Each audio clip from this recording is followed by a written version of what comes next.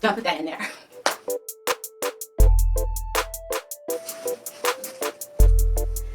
Hi everyone, thanks for joining me today. My name is Beth Sahai and you're watching What's Cooking Black Girls. Well, today I want to talk about how to deal with toxic people in the workplace.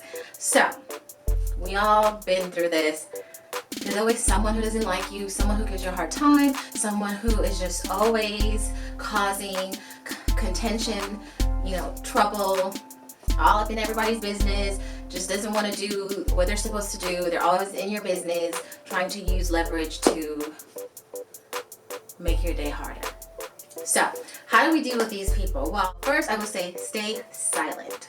Don't even talk to them. Say good morning and say have a good evening. That's it. Like, you're so busy, just be like, you're so busy working or whatever. Oh, I'm sorry, I don't have time to talk right now. You know what I'm saying? Like, when lunchtime, don't eat where they are.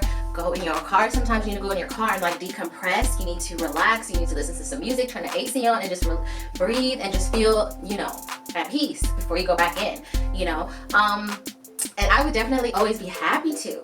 Evil people hate happy people. It's like a fork in the bottom of their belly button and you're just twisting it and twisting it. Every time they see you're so happy, they hate it, right? Because they're really just trying to get under your skin. And some people can't even help it. They're just freaking toxic like that. You know what I mean? They're just miserable in their real life. And they don't even realize that they're making other people around them miserable too, just from existing, So you need to always be happy, even when you're not happy. Let them think you're happy and just be so oblivious to them and don't even pay them no mind. Like, don't even look at them. You know what I mean? Just ignore them. Stay silent. Definitely do not want to tell them your business, your personal business at home. Do not tell them if you have, if you messed up on a client or if you've messed up with a client or a certain case or a project, or you did something that, kind of killed the deal or something. Do not confess or confide into them. Don't vent to them about anything, because they will always use what they can against you at some point. So another thing that you should do is record your conversations. If they are like trying to rile you up all the time because they want you to react to them so they can have a reason to get you fired,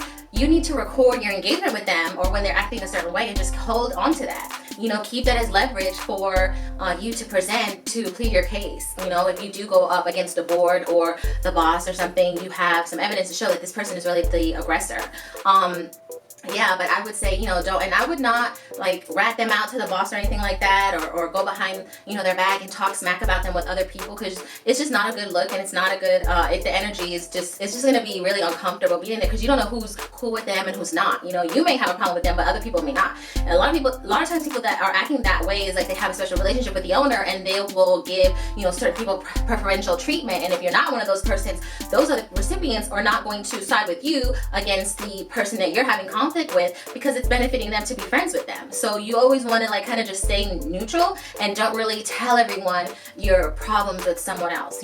If you want to take it to the boss, then do that, but just don't express it with other of your colleagues, because you never know who's screwing who after work. You never know who's linking up with who after work. So that's something to consider. Another big advantage you could use is to outperform them.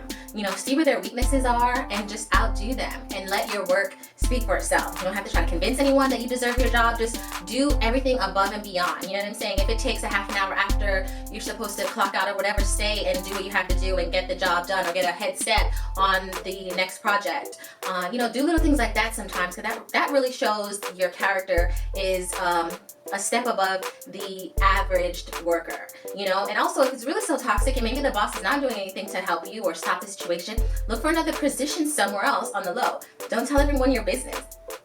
Look for another job on the low and keep the job that you have, so that when you're ready or when you're hired, you can just be like, deuces, okay, I'm out of here. It's toxic. I don't want to be around you people no more. Forget it. I'm out. Okay, you don't have to do that because you want to still use a reference, so you want to get on there 2 weeks notice. So.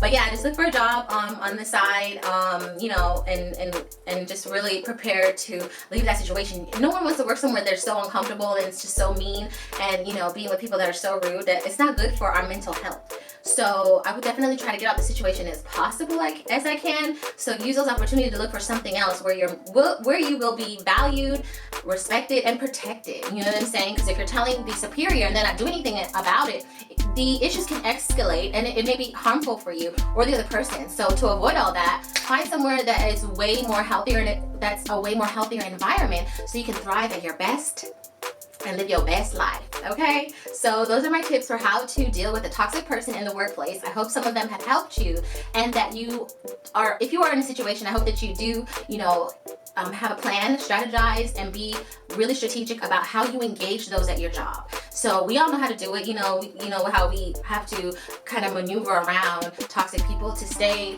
elevated in our frequency and be receptive to positive and abundantful things, right? So I'm so happy to see you today. Can't wait to see you again next time. Thanks for joining me here today at What's Cooking Black Girls. And if you'd like to reach me, you can catch me on Instagram, Facebook, Instagram, Facebook, YouTube, Gmail at Whatscbg.com. My name is Besta High, and I'm out. Peace. And a bottle of hair grease.